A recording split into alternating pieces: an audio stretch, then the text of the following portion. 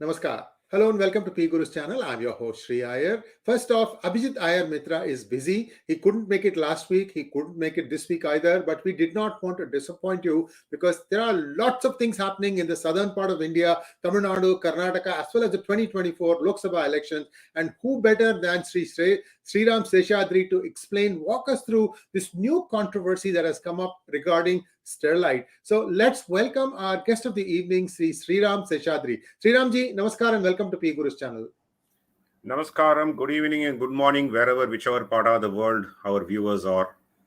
Thank you, sir. I am in the morning right now. It's 8:30 a.m. where I am staying right now. And let's jump straight into Sterlite Corporation. Now, Sterlite, it is rumored that it was under the ADMK and that, the police action perhaps was not needed. The deaths were perhaps not needed. We will not go into all that. What happened has happened. They shut it down under ADMK. What did DMK say at that time? Did they say that they wanted Sterlite opened again? And from there we'll go. And now we'll talk about the foreign interference being clearly coming out in the open. Please go ahead, sir. Yeah, I think when DMK was sitting in the opposition or not in the rule, they used whichever opportunity to create any sort of stir or any sort of agitation to be in the limelight. So while they were not actively the participant or actively instigating the Sterlite conflict or the agitation, they used it to their advantage and then said that Sterlite should be shut down and it is polluting and a lot of people are getting carcinogenic issues, health issues in and around Tuticorin where the Sterlite plant was. And they created a mindset in people, a fear in the minds of the people. Even though the current minister 𝗤𝙧𝙤𝙪𝙥𝙥 contract was with Sterlite for the local transport and other goods transport, even though that was getting impacted, they used this opportunity to create a hatred towards ADMK, hatred towards central government and Modi for the 2019 elections. Eventually, when Sterlite was shut down, there were a lot of environmentalists, or in the pretext of being an environmentalist, they were fighting for. And that point in time, there were allegations that they were funded by either Chinese-backed foreign firms or people who didn't want Modi to be re-elected or ADMK to be supportive of BJP, not helping BJP to get elected in center. Fundamental reason being, who will be the beneficiary the moment Sterlite is shut down? 33% of India's copper production comes from that particular plant from Tuticorin. If all of overnight that 33% of copper smelting is taken out, India had an installed capacity of somewhere around 1.1 million tons or something like that, which was reduced to 1.02 million ton per annum, whereas it was reduced to 4.42 lakh, 0.44 million tons of production in 2021-22 time frame. So almost 60% loss, which India became a net importer of copper. And now there has been a question that came on 6th of April in the parliament, where there was a question asked by a Congress MP, I think Narenbhai Rathwa, if I'm not wrong, the name of that MP, inquiring whether there was a foreign funding that happened to any of the NGO. The particular NGO in context is the other media, a non-governmental organization, and the Ministry of State MOS Home Affairs confirmed, Nityanand Rai confirmed in the Rajya Sabha that there were complaints alleging violation of provisions of the Foreign Contribution Regulation Act, FCRA 2010.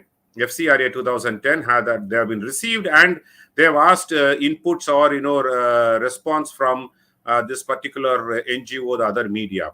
I think this is where the controversy started coming. I think there are complaints that have been received that the foreign funding had been misused or used or diverted towards this protest or stage managed this protest, so that there is a copper shortfall and India becomes a net importer.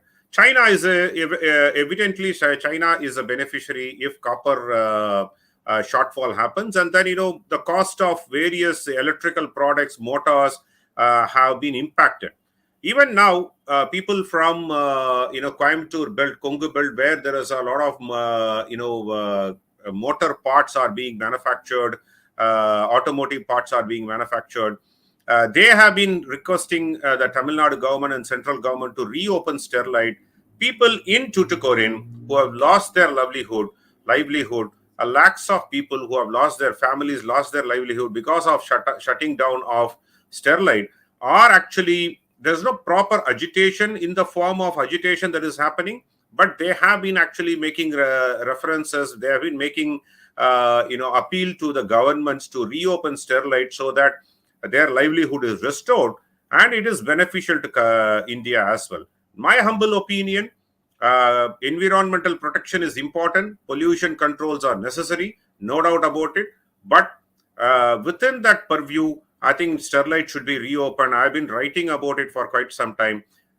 Post-closure in 2018, the pollution norms or pollution parameters have not changed even a single point that favors the closure, because it's been almost 5 years now. The pollution norms or the status quo remains as is even after 5 years, which means all those protests that talked about carcinogenic health issues that people have been having, I think even then statistically proved Tuticorin district in Tamil Nadu was the lowest cancer patient in the state. I think it was more of a politically hyped protest for someone's benefit. I think it is high time that it is reconsidered and then reinvestigated, and the proper opening of that plant should happen, in my opinion. Sriramji, a couple of questions follow up for you, sir. One is Geeta Jeevan. Was she in a different party, and what is her religion, sir? Geeta Jeevan has been part of DMK all along. I Periyaswamy's family, and if I'm not wrong, she is registered as Hindu but following the Christian faith. Sir, why are you going to go round and round, sir? Today, what is she? Sunday, where will we find her? Yes, that's what I'm saying. I use the word registered as a Hindu, but a practicing Christian, because most of the people converted Christians in Tamil Nadu still hold on to registered as a Hindu but not practicing as a religion. So definitely she is a practicing Christian. Yeah, viewers, I am not attached to any political party. I'm going to call it, because I am the one that's being called by them. It is time they get their medicine in their own syrup. That's what I'm going to do. I don't care a damn who it is. I'm going to call. If they say anything out of line, I'm going to call them for what they are. Anyway, this is just my personal view, sir. Because this is getting too far out of hand. Yeah. Anyway, the other thing, sir, is ADMK's handling of the Sterlite protests at that time. Why did they not provide the data that where is the carcinogen coming from? What is the effluent that is causing it? I'll give you an example. Chrome pet or the leather processing, it came to India because the European nations felt it was too toxic. And now if you see, there are rivers in Tamil Nadu where the chrome effluents keep flowing from Ranipet. Whatever river comes out of there, you can't touch it. Even the fish can't swim there, sir. What did the ADMK do?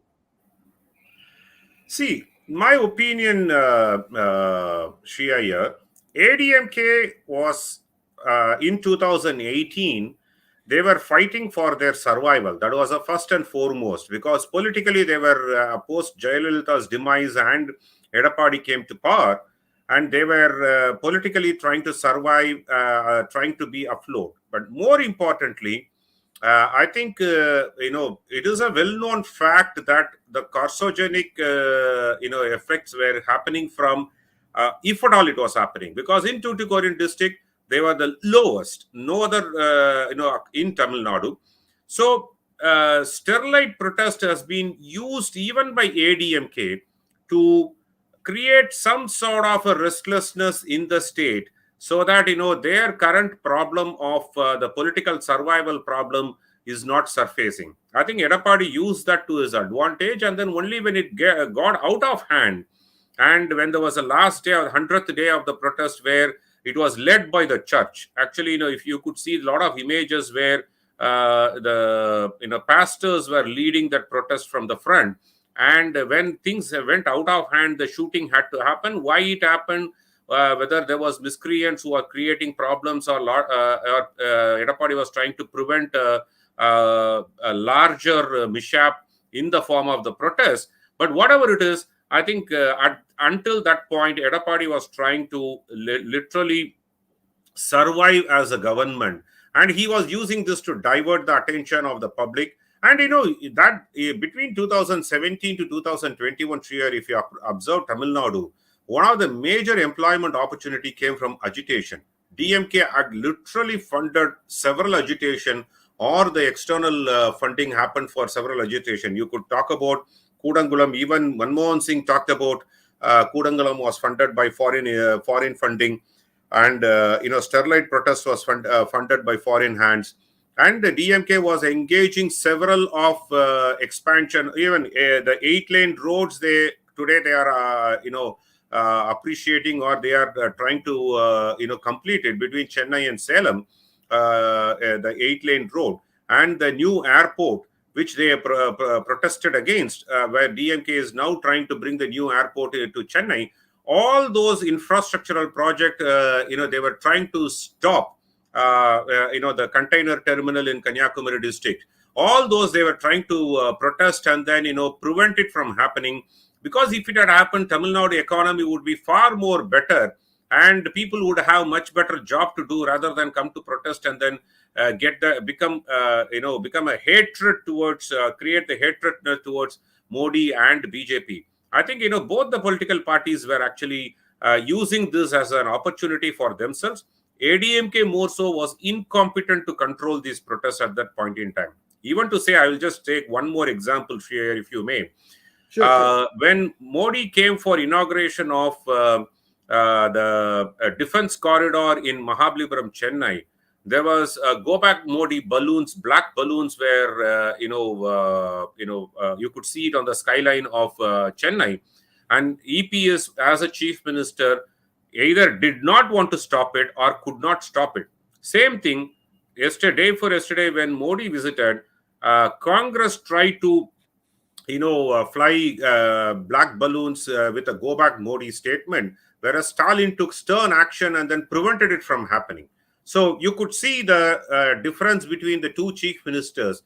They could stop, even though in 2018-19 timeframes, it was DMK which instigated Go Back Modi as an hashtag, Go Back Modi as a momentum, whereas he was able to stop his own ally from doing this agitation, whereas as an opposition CM, or whereas ADMK CM, Edappadi was not able to control those momentum agitation, or the power of DMK's agitation machinery. I think that is where Edappadi failed, in my humble opinion, in those days. A very interesting remark that Stalin, the then opposition leader, was making when somebody asked him, why are you doing politics with this particular issue? Then he retorted, saying in Tamil, I'll quote, "Arasil illana aviyala pannuvom." That means, what do you expect me to do? Do aviyal, or you want me to do politics? So it's a very flippant remark, in my opinion, because a political leader has to have some ideals. It's not protest for protest's sake. Unfortunately, that is the state of politics in India today. Let's move on to the recent happenings.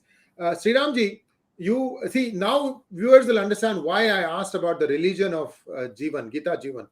The whole protest was spearheaded by the Christian lobby. Sir, I am wondering if there is any status update.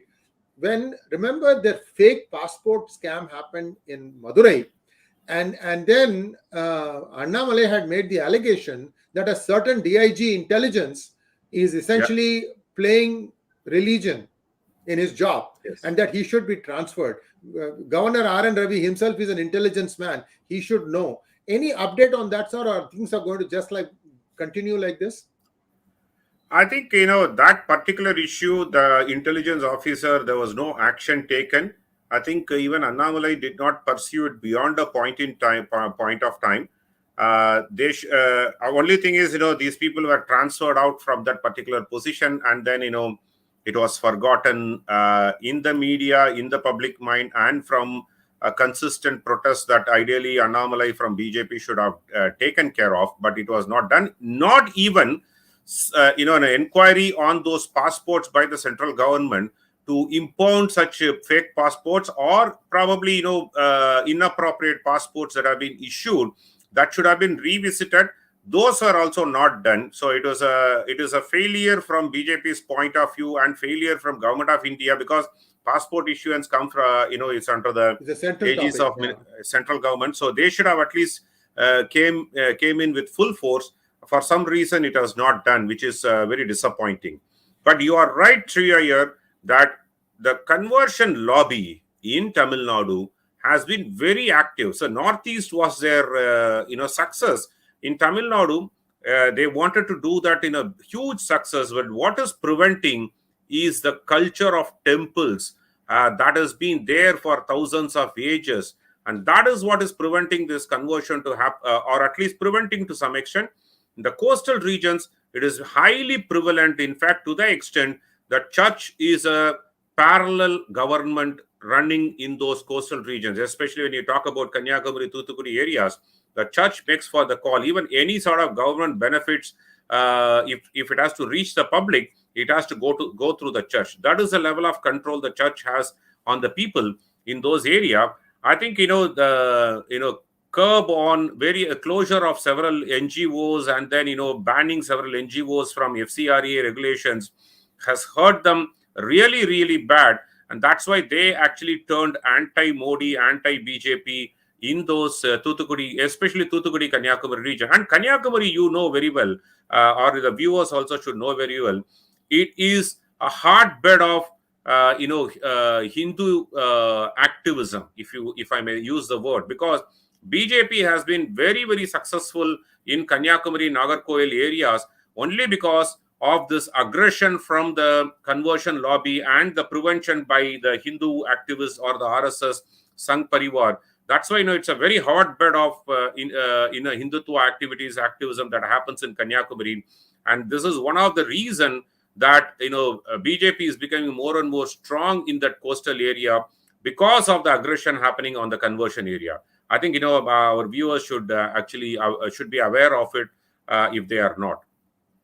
A few questions about what transpired between the meeting that Prime Minister Narendra Modi had with MK Stalin. Was it official or was it political, sir? Your thoughts? My thoughts, definitely both. There was an official, because he came for official function. It was a state function, inauguration of certain benefits, Vande Bharat train, and inauguration of airport, and of course, there was a private visit to a mutt. Okay, so it was both combination of state and private visit. But in my opinion, DMK, when Edappadi and OPS were in power as a chief minister and deputy chief minister, they went and met Stalin. They went and met Amit Shah in the airport. They met Modi in the airport when he visited. They criticized. Yesterday, if you observe, the entire family was there in the airport. Mr. Stalin was there, Udayanidhi Stalin was there, Maran was there, Kanimozhi was there. The entire family from Karnataka family was there in the airport. That is very, very unusual. As a political observer, when I look at it, what has prompted DMK to do that?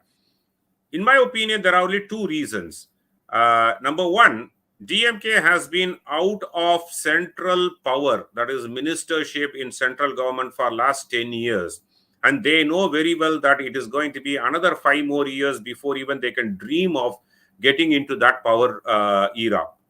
So if at all, BJP needs certain MPs to form the government in 2024. It doesn't happen so because, from the current mood of the nation, very conservatively, I estimate about 330 to 340 MPs that BJP alone would get.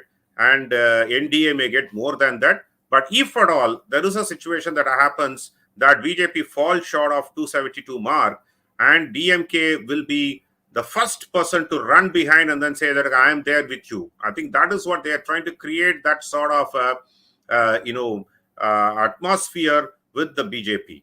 The second thing is 2G is becoming a reality. There is going to be appeal and then a retrial. If it happens, then A. Raja and Kanimozhi are going to be implicated again, and then now BJP in the center will have an opportunity to bring about a strong case.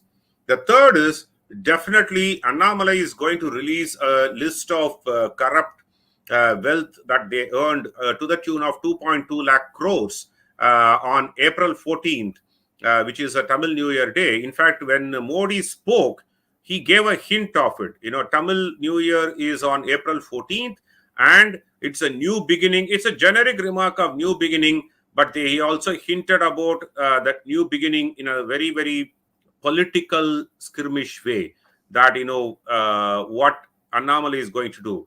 I'm sure that the first family of Tamil Nadu is rattled by this. Whether any action would be taken or whether they would go, any cases would be lodged by Annamalai's revelation, but it will become a talking point. It will become a narrative setting in Tamil Nadu. Same tune, ADMK also is trying to play up now, because ADMK, after the Erode election, we knew that they tried to say that BJP is a burden for them, because of that they are not getting the minorities vote and all such things. Now Edappadi, after getting two-leaf symbol and then becoming a general secretary, he tried to create a situation that he will talk only to central leadership in Delhi and ignore the local leadership in the form of Annamalai. But today they are now falling flat, trying to give, even to the extent ADMK may go to the extent of offering 15 to 20 seats to NDA, so that they have BJP in their fold. Because ADMK also realizes in southern part of Tamil Nadu, without BJP, they will not succeed winning any seat. Even in Kongu region, ADMK needs BJP support. More importantly, Edappadi's fear is that if Annamalai is allowed to form its own front in Tamil Nadu, similar to 2014, then ADMK may become a sub 20% party in Tamil Nadu. BJP combined will be somewhere around 20% or 22%, which will make ADMK a junior partner in 2026. All these calculations put together, Edappadi is playing a very, very low profile nowadays, and willing to bend over back to even offer as many number of seats.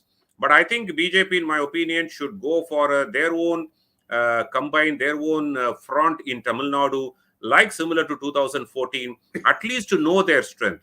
Anyway, even if it falls flat with the 3%, 4%, your alternative to align with ADMK will always exist. But in my humble opinion, they should try their strength in 2024, a risk-free election for Tamil Nadu BJP. This is what I have been consistently advising since November 2022 to Tamil Nadu BJP leadership and also to national BJP leadership, to look at to form a separate political front in Tamil Nadu. We are going to go into questions, but I just wanted to observe a couple of things. Mr. Prasanna, you are right that water rarely flows through Chayyaru and Palaru, and these are the rivers. See, I grew up there. This is my hometown. But the thing is, they are also known for flash floods. The flash floods happen so fast that, cattle get washed away in that. So these two rivers are very known for that also. The problem is, anytime there is a flash flood, right, the effluents that may be collecting still near Ranipet, they get distributed all the way down to Chennai. Very true. So, very true. Very true. So it's not just me, my friend. I mean, yes, it is perennial. It's dry, but when it rains, it pours there. So that's what I wanted to say. And another one, somebody wanted to know who said 𝙤𝙧𝙤𝙪. Was it Kanimozhi or Stalin, sir? Stalin said, எதிர்க்கட்சினா அரசியல் செய்யாம அவியலா செய்யும். So it was Stalin who said that. Okay, Satya, I win, you lose. Just good banter, okay? No, don't take it too hard. So let's go to questions now. Rahul Rathod wants to know, in Karnataka, we want a strong PM Modi at center, but we are unhappy with BJP in state. We always vote for PM Modi at center, but BJP is losing the state. BJP should completely revamp its state leadership. I also want you to touch upon Annamalai being in Delhi during the time PM visited. This is the next question we are going to talk about. This will give you a complete license to talk about what's happening in Karnataka and Annamalai vis-a-vis Karnataka. Go ahead, sir. Sure. Rahul, I'll answer that question. Before that, I'll respond to Shriya here. Yes, Annamalai was conspicuously being missed in Tamil Nadu when PM Modi visited. Some of the supporters of Edappadi and ADMK was thrilled that, Annamalai was thrown out and then he was kept at a distance, etc. But, it was predominantly only because Annamalai had a task in his hand to complete the, nomination or electoral list. I think that is why he was missing from action in Tamil Nadu. Nevertheless, it was not a BJP party function. It was more of a state function, and hence, his being not there didn't make a difference. But coming to your question, Rahul, you are right that BJP needs to revamp its leadership structure in Karnataka. Bommai is not yet a tall Lingayat leader, even though that is what they wanted to happen. And Yediyurappa and his son Vijayendra are still a very tall personality when it comes to a Lingayat community. And I think, you cannot brush aside Yediyurappa and then win an election in Karnataka. At this point in time, winning election is, I and 𝗤𝙧𝙤𝙪 Sriram was associated with doing several, psephological calculation. Our survey and our inputs on the ground puts BJP at an edge over Congress. So about 104 to 108 is what BJP will get at this point in time today. We need to still see who are all the list of candidates, and then some amount of rebellion from BJP will happen for sure. And Congress anywhere between 90 to 94, and then 25 seats to JDS. I think this is around 25 seats to JDS. This is the equation, once again, going to be a 2018 repeat of hung assembly, but JDS at least learned a lesson in 2018 from Siddaramaiah and Congress, and they will not go too near to Congress, or at least Kumaraswamy would not want to be a chief minister and then start crying every day. He wouldn't want to do. But still, another 10 more seats is very, very important. That is where the candidate selection is very, very crucial. Annamalai, being a localite police officer, served in that particular state for 10 years, knows the demographies very well, knows various political people very well. And, you would see the news today that, Congress has pleaded SDPI to support them. So that itself shows that Congress is feeling the pinch of SDPI, heat. And then, and SDPI is splitting their core voter base of, the Muslim community vote, which is very crucial for Congress to win. Bangalore, especially the city region, Congress is a very strong position. But other places, it is going to be a tough fight between Congress and BJP. BJP does have an edge towards winning or forming its own, simple majority.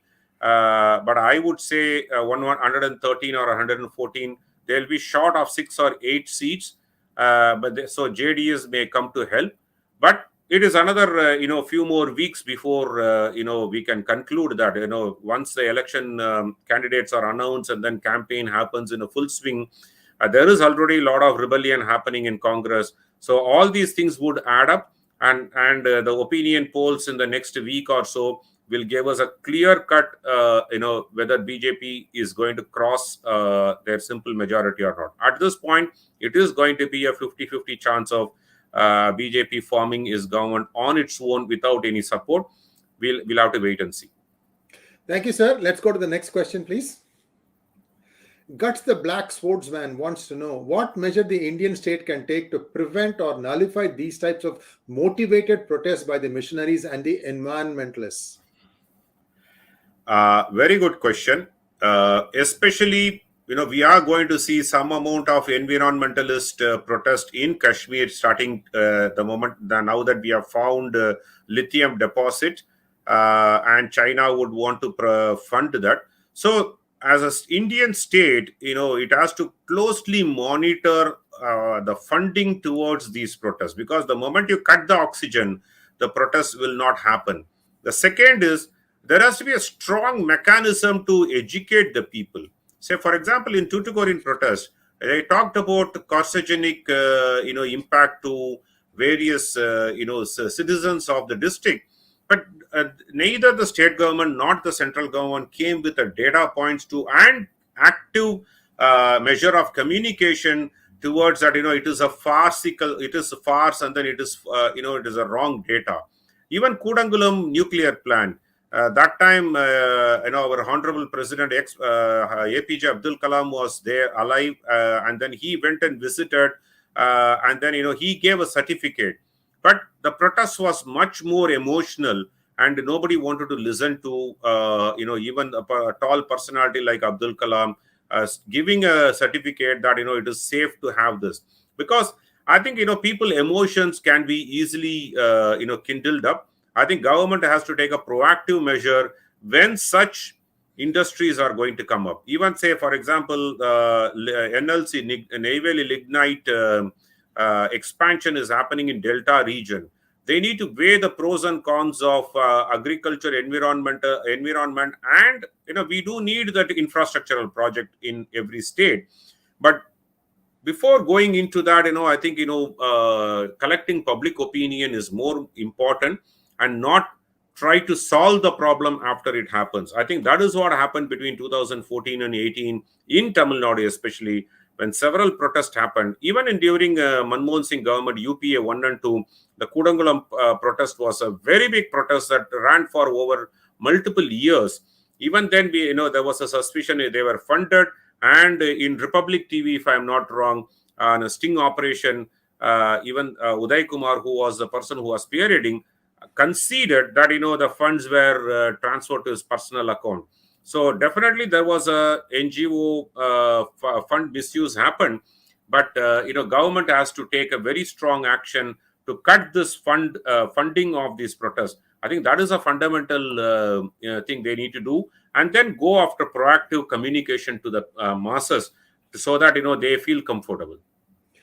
Before we go to the next question, a couple of quick questions on Kudangulam. How many of the reactors are right now functioning, sir?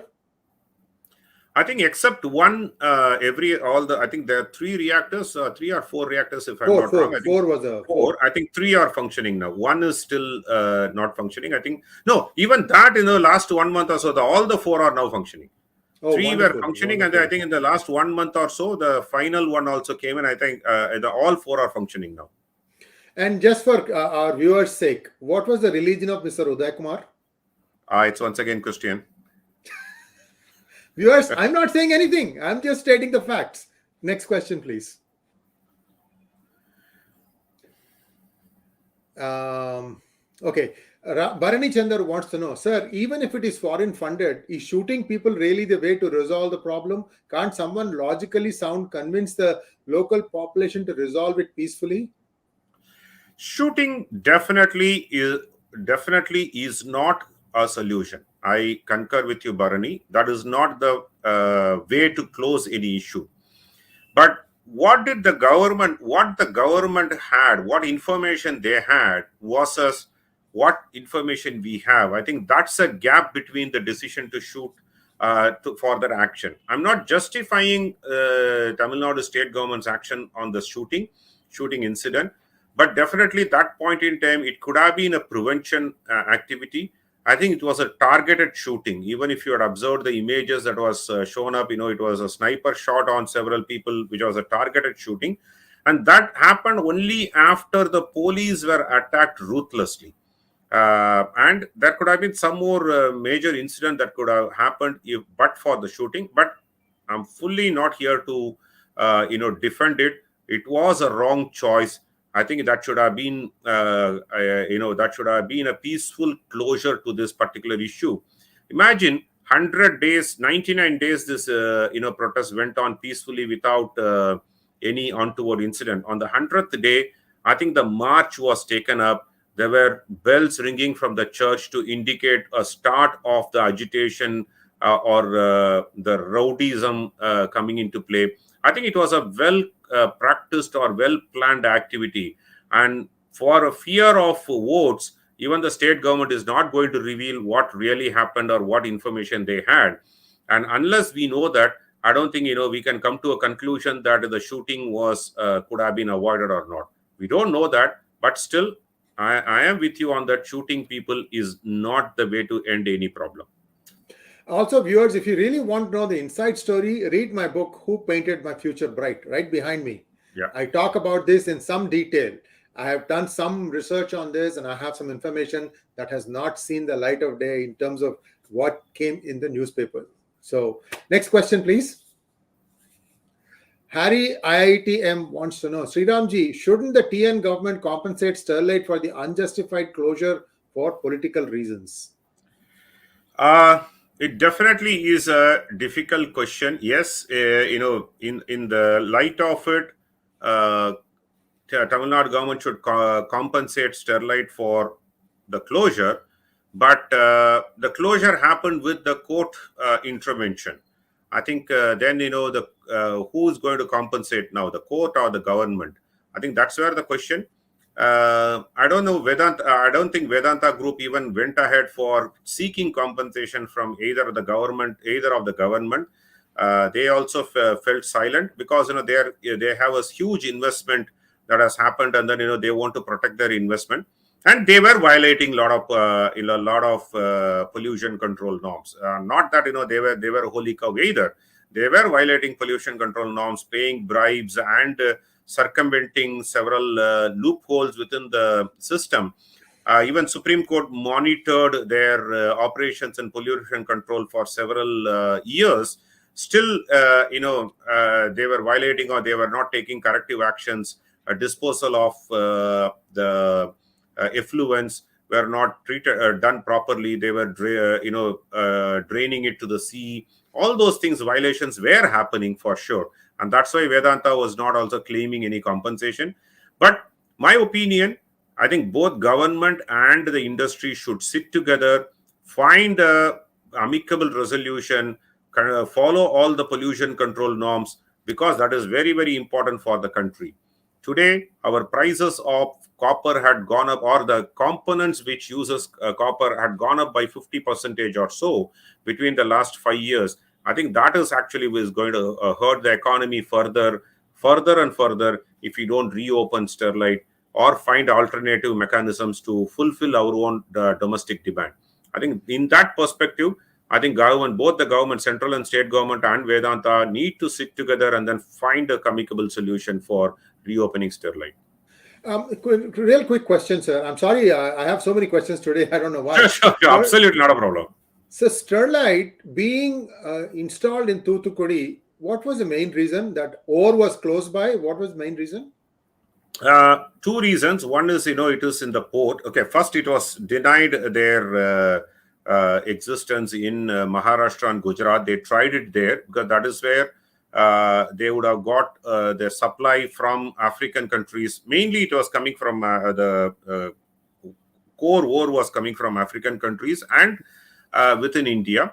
The smelting they needed near to the seashore to complete the smelting because they need that salt water for coolant, etc.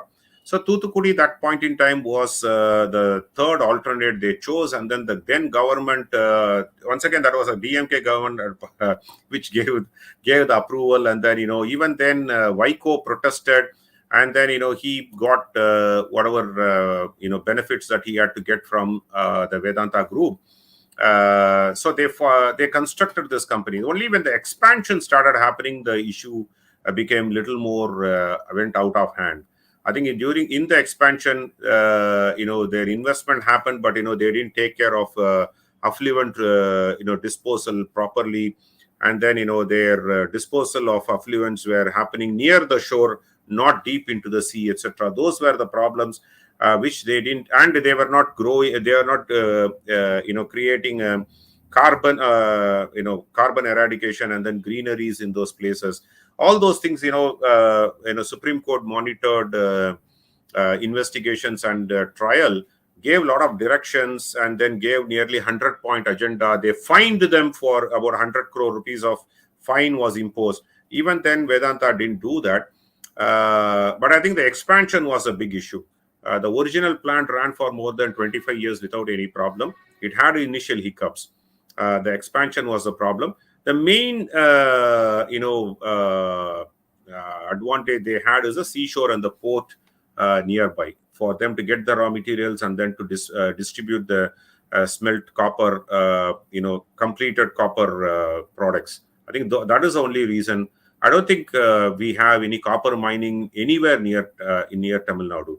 It was all coming from North India, from Madhya Pradesh, and Chhattisgarh is where the ore mining was happening. Lastly, Narmada Sagar. Remember Medha Patkar? She was successfully stalling it for many years. Right. Yet one person broke through the gridlock and made it happen. You want to jog your memory a little bit, Sriramji, and tell us who that was?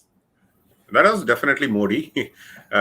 Modi made this happen. And today, if you look at, analysts, even I think Manishankar Iyer's brother, he wrote... Swaminathan S. Iyer. Swaminathan S. Iyer, yeah, in Swanomics. He wrote that Medha Patkar was wrong. Because those days he supported Medha Patkar, and then now he wrote saying that Medha Patkar was wrong. If someone had visited Gujarat before and now, and then seen in the Kutch area how the water problem was solved in the driest parts of Gujarat, I think, that is a visionary of a leader that would actually tell stories. Thank you. Next, go to the next question, please. Ramesh wants to know, I vaguely remember Church of England invested in Vedanta and somehow parted ways under some pretext. Is this the background for churches to rise against Sterlite here? Ramesh, no, that's not the reason. See, one should look at why churches were against the developmental activities in those areas. Forget about just not the Sterlite. Even Kudangalam, they were not willing to happen in those areas.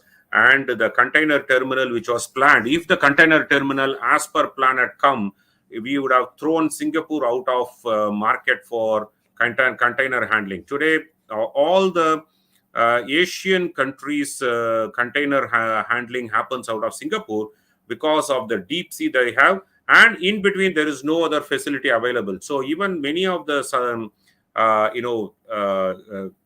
areas, Southeast Asian cargo movement to India in the eastern side, to China, everything happens. The hub is Singapore. If the Kanyakumari container terminal had come, it would have replaced Singapore. It would have been much more modern, and it would have been a natural port as such. It is not a artificial port like Singapore. Why the churches don't want these development to happen? Because as long as the people are kept in poverty, as long as the people are kept without any facilities and they are at the mercy of the church, they can go on converting. I think that is a fundamental reason why they don't want any of this development to happen in those hotbed of conversion. If you look at the coastal belt starting from just before Thoothukudi, I think from Ramanathapuram till Cochin, that entire belt is a big conversion area. Of course, Kerala, we know it's a one-third population of Muslim, Hindus, and Christians, whereas Tamil Nadu had always been a thickly populated Hindus, even in those areas. I think that is why the churches didn't want development activities to happen, because they will lose control over the masses. They will lose control over the people. As I said before in the beginning of this program, even the government beneficiary programs, even any relief material that has to reach the masses, one has to go through the church in those areas. I think that is a level of control, parallel government they run, and that is why they don't want any development to happen. I think Church of England investment in Vedanta and all probably a very small reason. I don't think they have any influence in India. Church of England is more restricted only to England, but no, I don't think they have any influence in Indian, churches. And viewers, Bala Gautaman in his interview with us also mentioned the same thing that Sriramji is saying. So now we are getting confirmation from different people of the kind of grip the church has, especially I think some 2 or 3 are the main ones. CSI is one name I hear a lot, and so on. Pentecostal. So, but this is loosening. People are waking up. It takes time. I think that's where we stand. Let's go to the next question, please. Arindam Ghatak wants to know, is it time for India to be declared a dharmic nation with conversion not allowed to Christianity and Islam, while allowing Gharwapasi and leaving these 2 religions? You need to, Arindam, I think we need to do a full constitutional revamp to do that, because Constitution gives that fundamental right of practice of religion. Of course, conversion is still illegal. One way. So conversion, in the sense forced conversion or conversion influencing someone to convert, is still illegal as per Constitution and various statutes. Whereas if someone individual wants to convert a different faith or follow a different faith, I think Constitution provides this fundamental right. So in my opinion, I think, the states have to come up with an anti-conversion law. Jayalalitha did that. In fact, she retracted out of fear of losing votes. And since then, the minorities have switched their sides to DMK a lot. But in Tamil Nadu, Jayalalitha did that. I think some of the states still have. I think Karnataka has a law which prevents forced conversion. Many states have a forced conversion, prevention of forced conversion laws, and strict, penal actions or criminal actions on those who convert them. I think that would be the right way. Declaring dharmic nation with conversions not allowed. I think, our Constitution, spirit of the Constitution is gone. Even though I'm a staunch practicing Hindu, but as long as that Constitution is there, I think, we need to abide by that, in my opinion. Next question, please. Akshada Aircon wants to know, when Secretariat was raided during ADMK period, why it's not happening in DMK regime? One should remember, DMK is a very, very safe party, or they take care of all the safety measures to do the corruption. One would know in India, Lalu Prasad Yadav of Bihar, RJD, DMK, and Congress, of course, nationally, are the most corrupt party one can say about. But you will never find a proof against DMK's corruptions. They are very, very scientific in that. Even Secretariat committee, which was formed by Mrs. Indira Gandhi to investigate about DMK's corruption, believed to have said that they are scientifically they do the corruption scientifically, but that statement probably was an expression, but may not be the conclusion of the report. So ADMK is amateur compared to DMK in those aspects. And that point in time, I think there was ample evidence when after the demonetization happened. There was some amount of evidence that was available with the investigation agencies that then Chief Secretary or the Secretariat had 2,000 rupees notes, which was newly issued beyond the accounted limits. I think that was a reason why they could raid that point in time. But DMK is very, very careful, and they are very, very meticulous in planning their corruption. It amazes anybody who wants to do a research on how they do the corruption in India. Even Lalu Prasad Yadav should learn from DMK, because he was caught. Jayalalitha was caught. And all these are meager amounts, not the amount that they looted or believed to have looted. They are all meager amounts they were caught. And DMK so far has not been convicted on any case. Maybe some lower level leaders have, but not as a party supremo who have been convicted on any of this. I think they are very, very careful in that. Next question, please. Guts the Black Swordsman wants to know, sir, do you think Mr. Annamalai will make an impact in TN politics for the BJP? Definitely. He already made a huge impact, Guts the Black Swordsman. What he has done is one thing that, Annamalai did, the other leadership, BJP Tamil Nadu leadership has not done for the past 35 years, is that Annamalai identified who his political opponent was, BJP's political opponent was. In any politics, if you have to survive and grow, one needs to identify who they are opposing. And in Tamil Nadu, the BJP party identified who their friends are. So it could be DMK or ADMK, or both. Some point in time, they identified the friends, but they never identified their foe. They never identify who their political opponent or ideological opponent.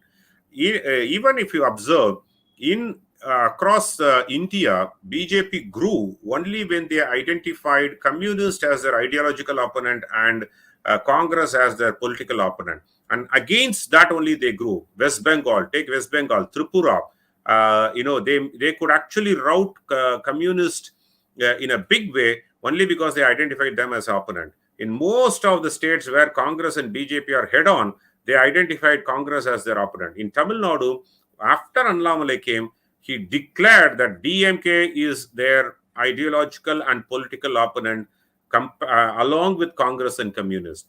I think that is where he made this change. And, remember the composition of ADMK voter base. This is why Edappadi is getting little more jittery. When Jayalalitha was there, the composition was pro-ADMK and nationalist votes and Hindu votes went to ADMK. Hindu votes which didn't want to vote for DMK.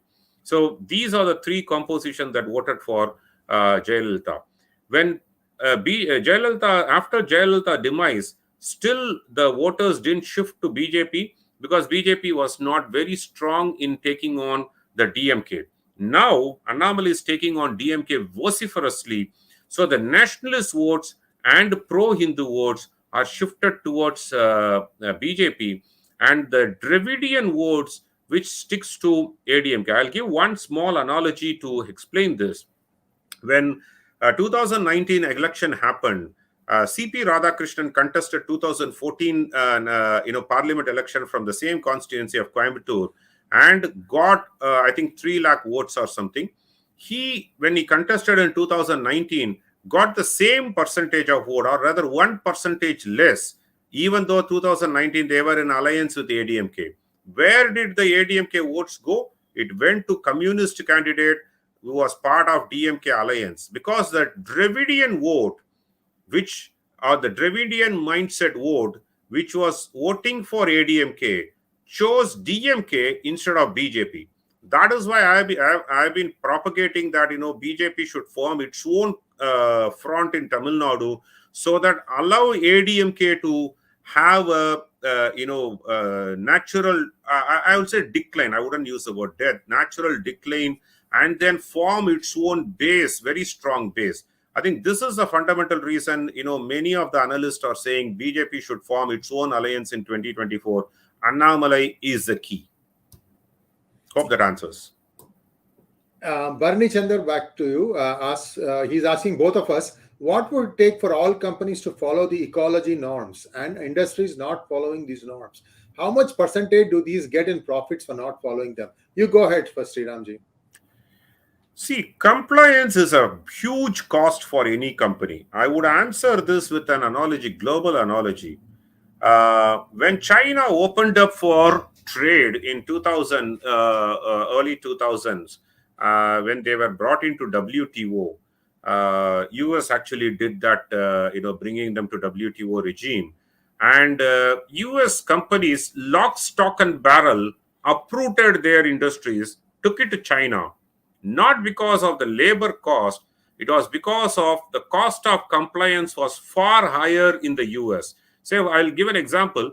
If someone has to do the welding in the industry or, as part of the manufacturing of the component, in the US, one has to give the full protective gear. Whereas in China, you could just give the glass shield and maybe a gloves. That was sufficient. So this is the reason that was just a small example. This is the reason the US shifted all their industry manufacturing to China, and then today they are suffering. In India, once again, the shortcuts are formed so that, the cost of compliance is high. But nevertheless, there are regions, there are areas of ecological matters or pollution matters or the safety concerns. There should not be any compromise with respect to the compliance of safety norms and ecological norms. I think industry, those that are not following, will have to follow, and otherwise they are free to go elsewhere.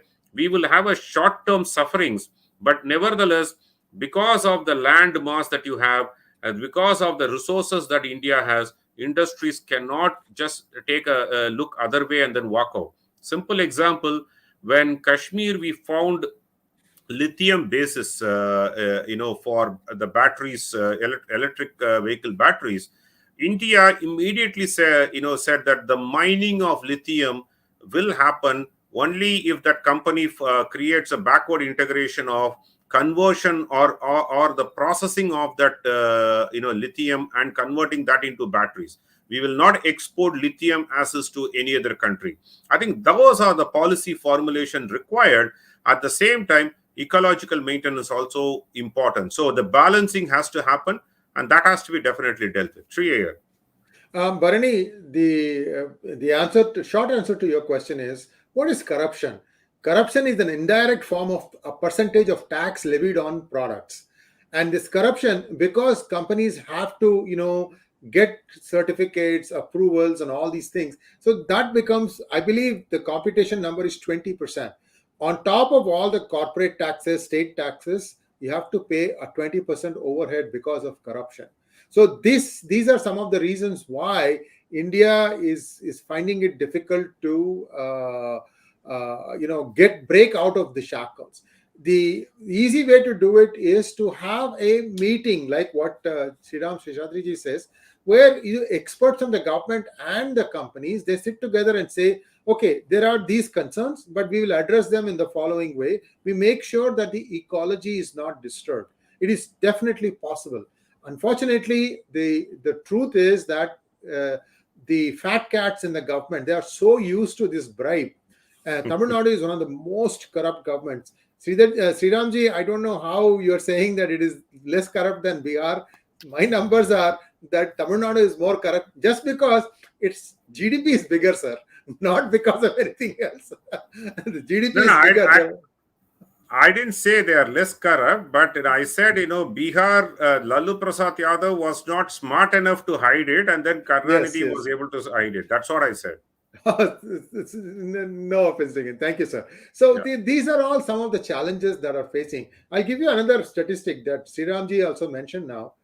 Now, in China, the rivers are so polluted that even about 80% of the river water cannot be used even for agriculture.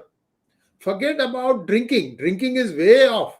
For agriculture, they don't have river water. So where are they going to go and grow? They are not. They are looking to Pakistan. 47,000 acres. They have leased land in Pakistan now, in Punjab, prime area. And the whole produce is going to go to China. See, the sooner India gets POC just to stop all this stuff, you don't have to worry about what they are trying to do in Arunachal Pradesh. Just take POK, cut the CPEC corridor right there, done. I'm telling you. Of course, there are other challenges because of this. I'm just saying, this is one other way to look at this. Let's go to the next question. Marudachalam Venkatachalam wants to know, sir, is Shobha Karandelja maybe brought as CM candidate? Will that help in BJP, Karnataka? Marudachalam, I think Shobha, rather than being a CM candidate, if she had been made a party president at least few months back, would have flipped it in a very, very big way, because she belongs to the Okaliga community, and B.S. Yediyurappa and family, having the support of Lingayat community, two most dominant community merging together, would have made the killer in Karnataka. I think once again, BJP in a hindsight did not do that. In fact, I and 𝗤𝙗𝙗 here were talking about this in one of the media. We suggested this, nepotism, family politics, all these put together. Shobha should become the party president and Vijayendra should be given some general secretary role, would have actually, made Karnataka election a cakewalk for BJP. Of course, they have their own equations. As an analyst, we can always do something, say something from outside, but they have their own compulsion in equations. But bringing her as a CM candidate, I think would be a disaster, because the Lingayat community will feel very offended. Next question, please. Rajagopal Desikan, what is so sacrosanct about TTN for copper smelter? Can't Vedanta start in Orissa or somewhere and reduce the imports from China? They tried it, Rajagopal. They tried it with Gujarat and Maharashtra in 80s, when Sterlite started their industry in for the copper smelting in those places. I think they were denied permission, and that point in time, Tamil Nadu gave approval in Tuticorin area. And Tuticorin was not a very fertile land, if you know that, there were a lot of chemical plants already available. That's SIPCOT industrial estates for chemical plants are there in Tuticorin. So already the area is little bit congested with the chemical plants, and then probably an ideal choice for copper smelting to happen. So there's no sacrosancy about it, but having done the investment, what do you do with that investment? So it is to be, Vedanta has to protect its investment. They can't just like they lift it and then take it to Orissa or somewhere. Anywhere, wherever it is, the pollution control norms had to be followed. So whether it's Tamil Nadu or Orissa, it's all part of India. And 1 hour just flew by. Thank you so much, Sriramji. Yeah. Viewers, please like, share, and subscribe to our channel. And Sriramji's Twitter handle is 𝙒𝙗𝙪𝙁 Seshadri, and I request you all to follow him. And here we go. We have got all the names: PGurus, Sri IR1, and 𝙒𝙗𝙪𝙁 Seshadri. Sriramji is an expert on economics, and we've had one conversation with him in depth on economics. I'm hoping next week or the next time he comes to answer our questions. And thank you, by the way, Sriramji. I gave you less than 24 hours time to say yes to this, and I could convince you to allocate time for us. By the way, guys, Sriramji is very, very sought after in many channels in Tamil media in Tamil Nadu. The amount of media that you have in Tamil Nadu is mind-boggling. Although they all say the same story, it's just the rag and the tal that is different. Yeah. In my opinion. True. So thank you so much, sir. And we'll be back again next Monday. Your questions will be answered. And do look at economy, and we didn't have any questions on the 2024 elections with Sriramji. We talked about it a little bit. So those two areas also can be covered next time. Thank you once again, sir. Namaskar. Thank you, Shri. It was a pleasure always.